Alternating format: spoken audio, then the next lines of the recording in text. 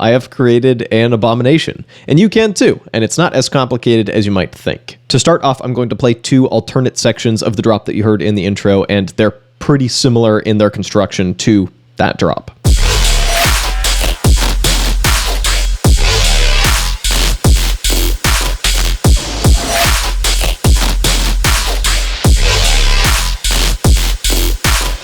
And for a complete switch up,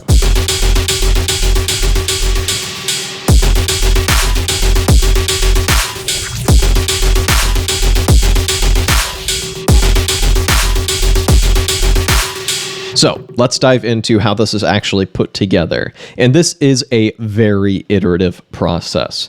So I initially started with a self-made Serum patch, and this is the classic Serum rhythm growl that you've probably heard a bajillion times.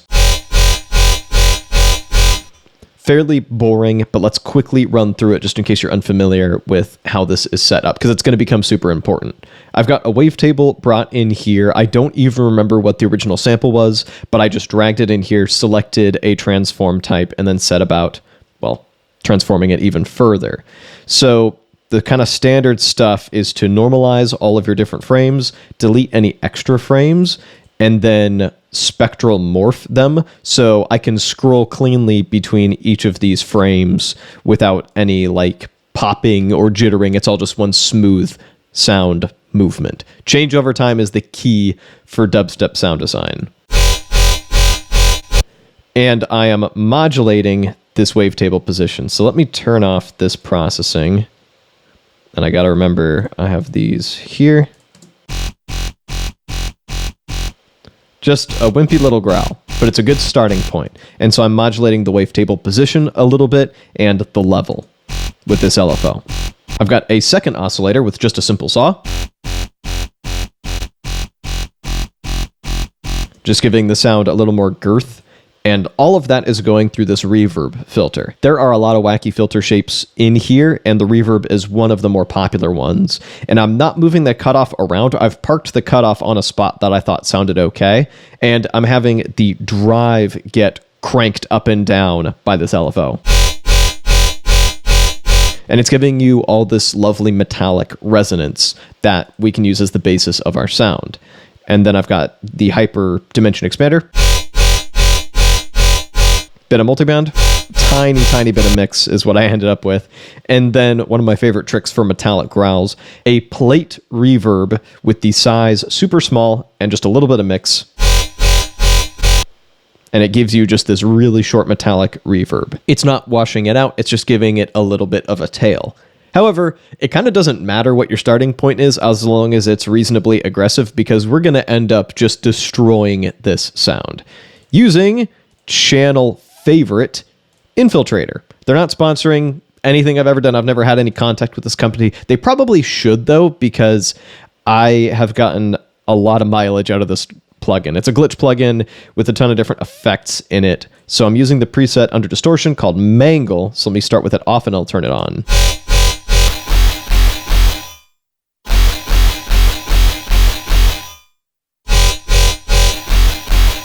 It's like feeding it through a broken guitar amp.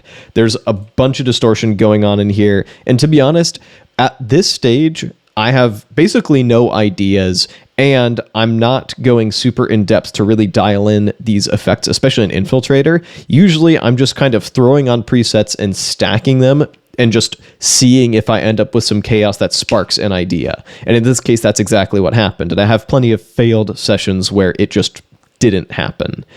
But we'll charge forward. I stacked on another Infiltrator.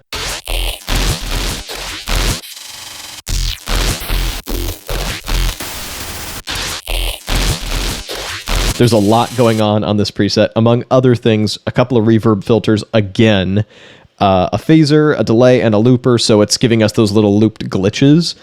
I've not really tweaked this a whole lot either. I've just kind of threw it on there, went, ooh, that could be something. And at this point, I just looped my MIDI a bit and rendered that out and started chopping out the bits that spoke to me on a spiritual level. And this is one of the audio files I got from that.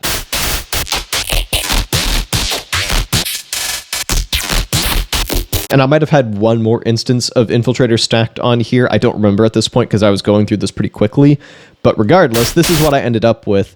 And there's already a bit of a flow. There, it does that little 1, 2, 3, 1, 2 thing. So that's something I filed away. I grabbed that bit. And then also, here's another like tweaked version.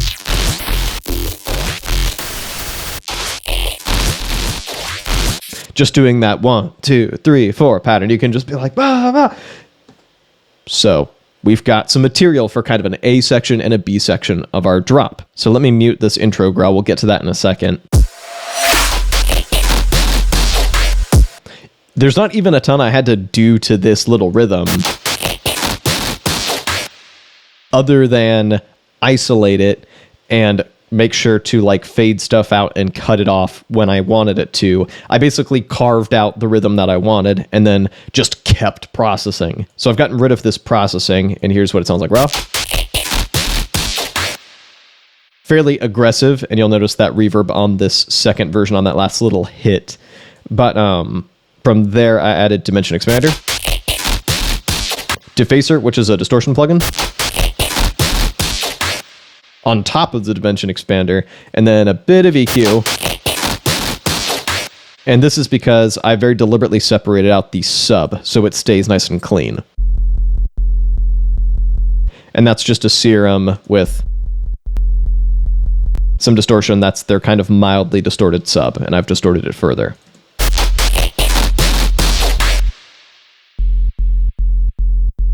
The processing on that kind of 4 on the floor bit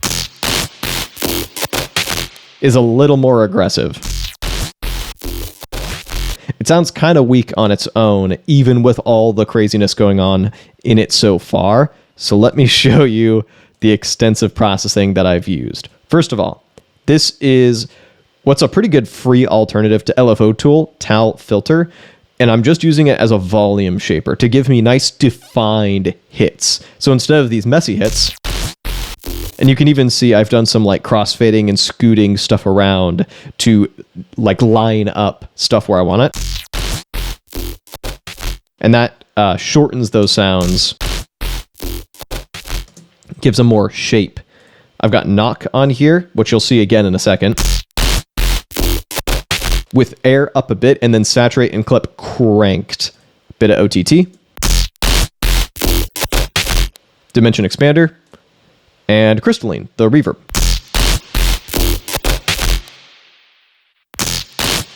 Once again, I'm cutting those low so the sub can do that job for us. And even then, it sounds a bit messy, but once you duck it to the kick and snare, it comes to life. And I'm mixing all of this, I'm sequencing all of this through that kick and snare ducking, so any little mess that's like only revealed by soloing it, I don't have to worry about that. I can just ignore it because in the final mix you don't hear it. Because it gets covered up by the sidechaining, which this is literally just a volume plugin, automated, and you can literally just grab this and copy and paste it around. Actually super easy to do, and that's kind of become my preferred method of sidechaining. Then on this whole master bus, in addition to the sidechaining, I also have another instance of crystalline, and I have it cranked up in strategic sections.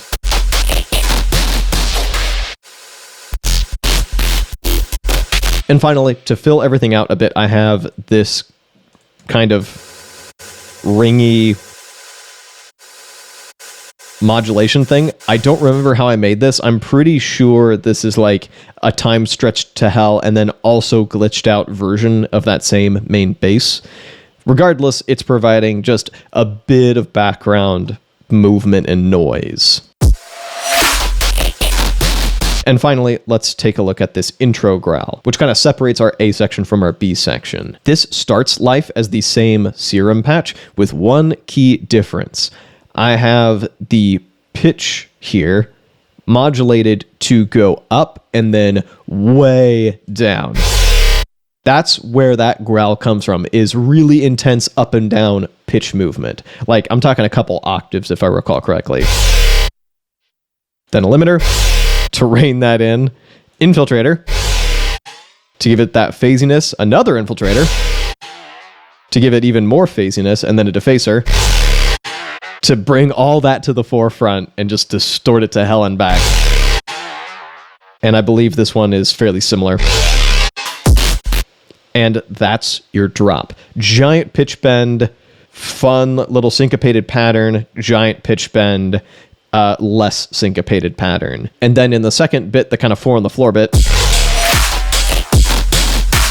we just switch up the drums and add one extra growl, which is this one. And it's another duplicate of that intro growl, except I've removed the pitch modulation and added a few extra plugins. So we've got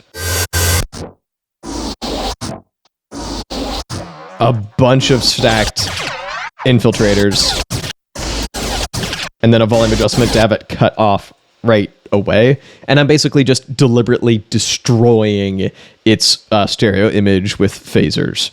I could probably do that with any plugin.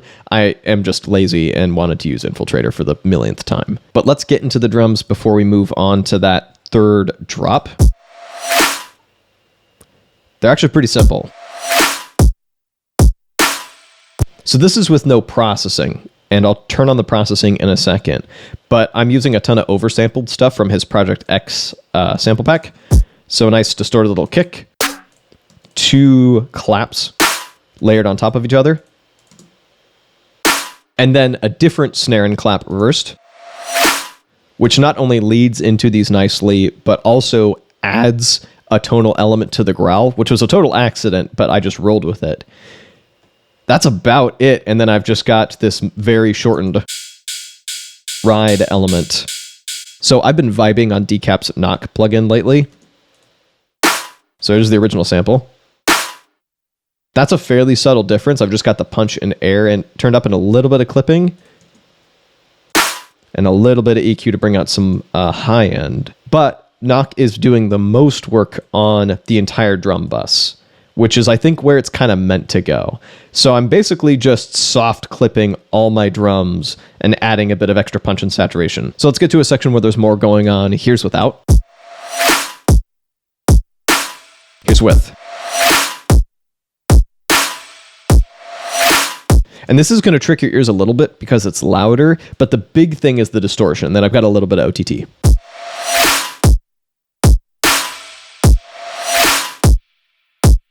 I've also got this extra little snare sample acting as a big reverbed out bit with crystalline again, which I've also been vibing on.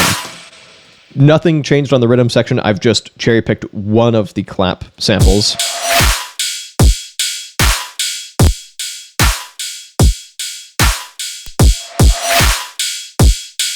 And you can see how the Knock plugin kind of glues everything together pretty nicely. Not an ad for it. I'm going to do an entire video where I review plugins by YouTubers, and this will be one of them because this is the one I actually really like, but we'll get there. Subscribe. And finally, for that third drop, this one's probably the simplest in terms of construction. And in fact, it's not really playing nice right now because I've got this instance of Infiltrator. So I've got 3 layers of it here. That's the basis of it. And then this bass dubstep triplet preset is almost so transformative that I almost don't know if I've used this in a track because it's maybe a bit too identifiable as, oh, you just use this preset. Not that I think it's cheating or anything. I just think that maybe other producers who have also used this plugin might identify it and would, I don't know. I feel weird about it. But it's magical.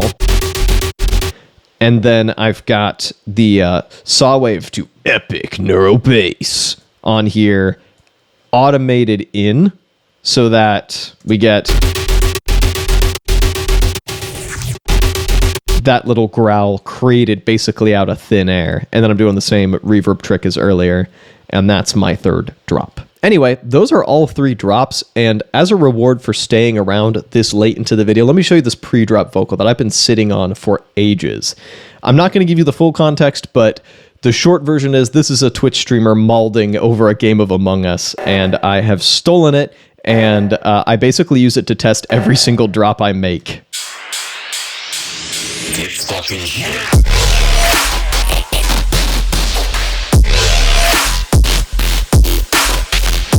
So once again, thank you so much for watching. If you'd like to see some more music production chaos, you can click or tap up over here, and I'll be back with a new video in a little bit.